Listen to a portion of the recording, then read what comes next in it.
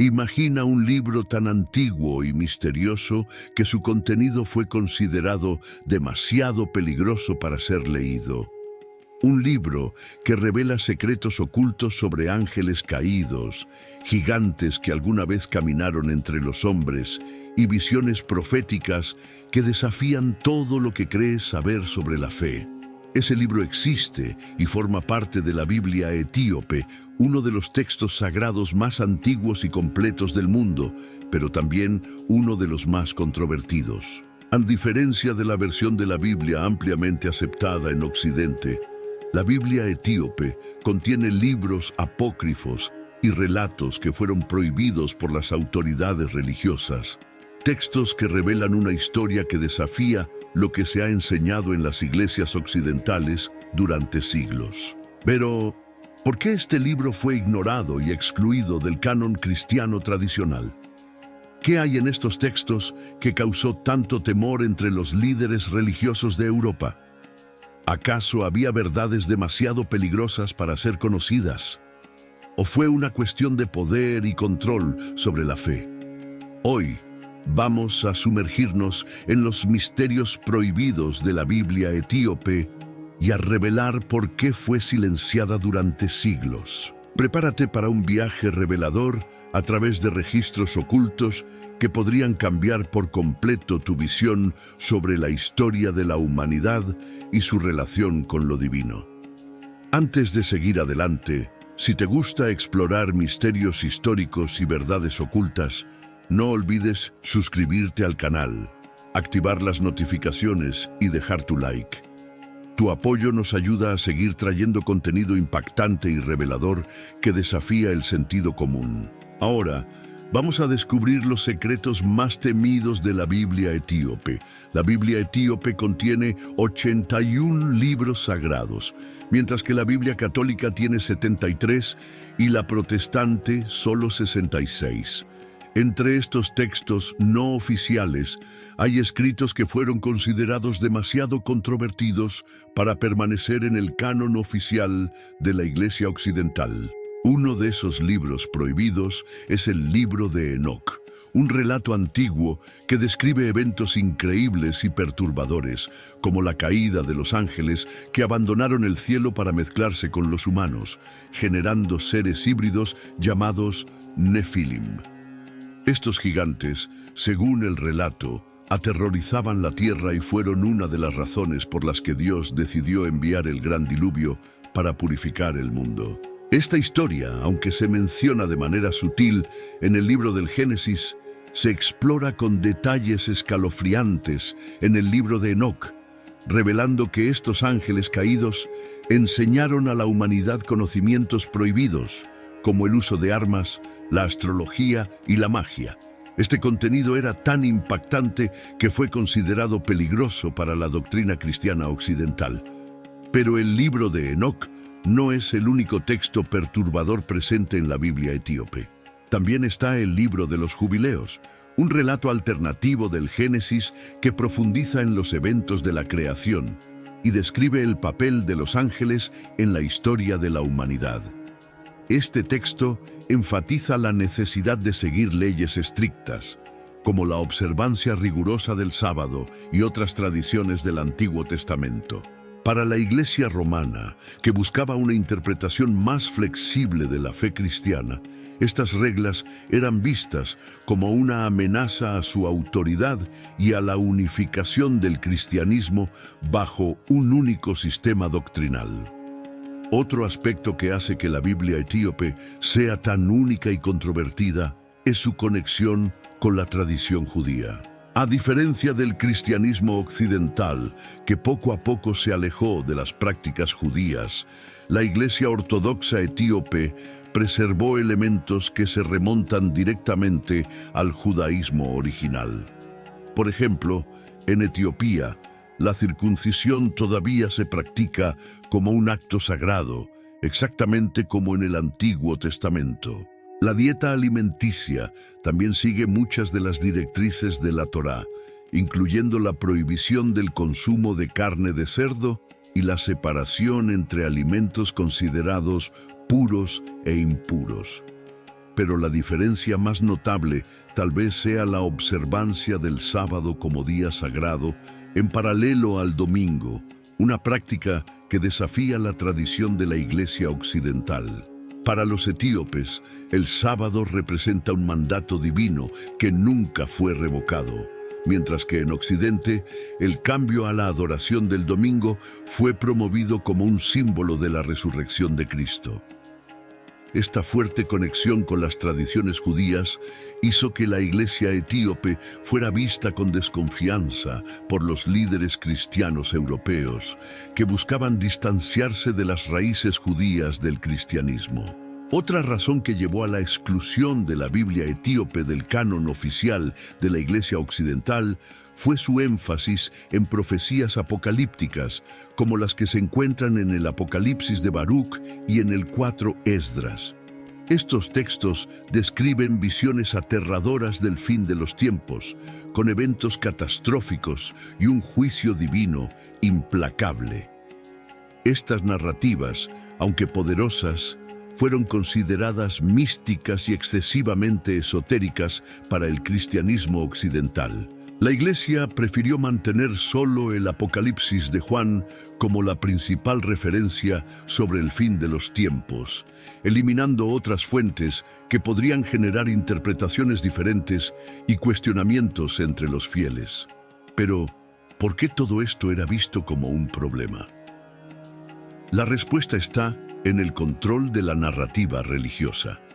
La formación de la Biblia, tal como la conocemos hoy, no fue solo un proceso espiritual, sino también una decisión política. En los primeros días del cristianismo circulaban diversos textos entre los seguidores de Jesús, cada uno con perspectivas y enseñanzas diferentes. Para unificar la fe y evitar divisiones, la Iglesia romana decidió establecer un canon oficial, excluyendo libros que no se alinearan con su doctrina central. La Biblia etíope, con su gran cantidad de textos apócrifos y su visión distinta de la espiritualidad, no encajaba en este modelo. Si hubiera sido aceptada, habría traído nuevas interpretaciones de la fe, desafiando la autoridad de la Iglesia occidental. Además, hay un elemento cultural y político en esta exclusión. La Biblia etíope no solo presenta una visión espiritual alternativa, sino que también refuerza la independencia y la identidad africana del cristianismo etíope. Según la tradición, los emperadores etíopes descendían directamente del rey Salomón y de la reina de Saba, y esta conexión sagrada hacía de Etiopía un territorio espiritual único. La creencia de que el Arca de la Alianza habría sido llevada de Jerusalén a Etiopía por Menelik I, hijo de Salomón, fortalece esta visión de que el verdadero centro de la fe podría estar en África y no en Europa o el Medio Oriente. Esta narrativa, a lo largo de la historia, fue marginada para reforzar la idea de que el cristianismo era esencialmente europeo, ignorando su profunda presencia en Etiopía desde los primeros siglos. La Biblia etíope sigue siendo un misterio para muchos y una fuente de conocimiento prohibido que desafía las narrativas dominantes. Nos recuerda que la fe es mucho más compleja de lo que nos han enseñado y que hay verdades enterradas en la historia, esperando ser descubiertas. Otro aspecto intrigante de la Biblia etíope es su diferencia en la tradición de traducción. Mientras que la mayoría de las Biblias occidentales fueron traducidas del griego y el latín, la Biblia etíope fue preservada en ge'ez, una antigua lengua semítica utilizada en Etiopía durante más de 2000 años. Este factor aisló a la Biblia etíope del resto del mundo cristiano, haciendo que su contenido fuera desconocido para la mayoría de las personas fuera de Etiopía. Pero, ¿por qué la traducción hace tanta diferencia? La respuesta está en el impacto que el lenguaje tiene sobre la interpretación de los textos sagrados. Las palabras llevan significados sutiles que varían de cultura a cultura y a menudo Conceptos importantes se pierden o se alteran en el proceso de traducción. La Biblia occidental fue fuertemente influenciada por la Septuaginta, la versión griega del Antiguo Testamento, y por la Vulgata, la traducción latina hecha por San Jerónimo. En cambio, la Biblia etíope preserva una tradición de traducción única que refleja la espiritualidad y la cultura etíope de manera más auténtica. Además, muchos de los textos considerados apócrifos por la Iglesia occidental, como el libro de Enoc y el libro de los Jubileos, se preservaron solo en la lengua ge'ez o en manuscritos antiguos de Oriente. Cuando los líderes cristianos decidieron qué textos formarían parte del canon oficial, se basaron principalmente en manuscritos en griego y latín. Los textos que no estaban disponibles en estas lenguas fueron ampliamente ignorados, y la Biblia etíope terminó siendo marginada por no encajar en este modelo. Otro detalle importante es que la propia estructura de la Biblia etíope es diferente de la versión occidental. Mientras que las Biblias tradicionales siguen un orden específico para los libros del Antiguo y del Nuevo Testamento, la Biblia etíope organiza sus textos de una manera distinta, reflejando una comprensión única de la historia sagrada. Por ejemplo, el libro de Enoc, que es considerado apócrifo en Occidente, ocupa un lugar destacado en la Biblia etíope, siendo tratado como un texto esencial para comprender el mundo espiritual. Esto desafía la idea de que existe una única manera correcta de organizar las Escrituras. Y hay aún un factor cultural. La traducción de la Biblia al ge'ez no fue solo un acto lingüístico, sino también un proceso de adaptación cultural. Los traductores etíopes incorporaron elementos de su propia visión del mundo en los textos, creando una versión de las Escrituras que resonaba profundamente con el pueblo etíope. Un ejemplo de esto es la narrativa del legado de Salomón y la reina de Saba, que es central para la identidad etíope y recibió un gran destaque en la Biblia etíope. Esta historia, que en Occidente se menciona solo de manera breve, se convirtió en un pilar de la cultura y la fe en Etiopía. Pero ¿por qué esta tradición de traducción fue vista como una amenaza? La respuesta está en la búsqueda de uniformidad dentro del cristianismo. La Iglesia occidental, especialmente después de los concilios de Nicea y otras decisiones eclesiásticas, buscaba crear una versión unificada de la fe, asegurando que todas las comunidades cristianas siguieran la misma interpretación de las Escrituras. La Biblia etíope, con sus diferencias lingüísticas, sus textos apócrifos y su visión alternativa del cristianismo, representaba una amenaza para esa uniformidad. Probaba que había otras formas de interpretar la fe, desafiando la idea de que solo la Iglesia occidental poseía la verdad absoluta. Y esto nos lleva al quinto y último gran motivo por el cual la Biblia etíope fue rechazada: su conexión directa con el legado de Salomón y la reina de Saba. Imagina una historia tan poderosa que define la identidad de una nación. Un relato que involucra reyes, reinas, sabiduría divina y un legado que atraviesa milenios. Esa es la narrativa del rey Salomón y la reina de Saba. Una historia que no solo moldeó a Etiopía, sino que también se convirtió en un símbolo de orgullo, fe y resistencia. Y es precisamente esta conexión con el pasado bíblico lo que hizo que la Biblia etíope fuera marginada por las iglesias occidentales. En la tradición occidental, la reina de Saba se menciona brevemente en la Biblia, siendo descrita como una gobernante extranjera que visitó al rey Salomón para probar su sabiduría. Sin embargo, en la tradición etíope, esta historia adquiere una profundidad mucho mayor. Según el Kebra Nagast, un antiguo texto etíope que significa la gloria de los reyes, la reina de Saba no solo visitó a Salomón, sino que también tuvo un hijo con él, Menelik I. el primer emperador de Etiopía. Pero la parte más impactante de esta historia es lo que sucede después. La tradición etíope afirma que Menelik I viajó a Jerusalén para conocer a su padre y al regresar a Etiopía trajo consigo el Arca de la Alianza, el objeto más sagrado del judaísmo. Según esta creencia, el arca se mantuvo oculta en Etiopía desde entonces, y muchos creen que aún está allí hasta el día de hoy, guardada en una capilla secreta en la ciudad de Aksum. Esta narrativa coloca a Etiopía en el centro de la historia bíblica, sugiriendo que la nación tiene un papel fundamental dentro de la fe cristiana.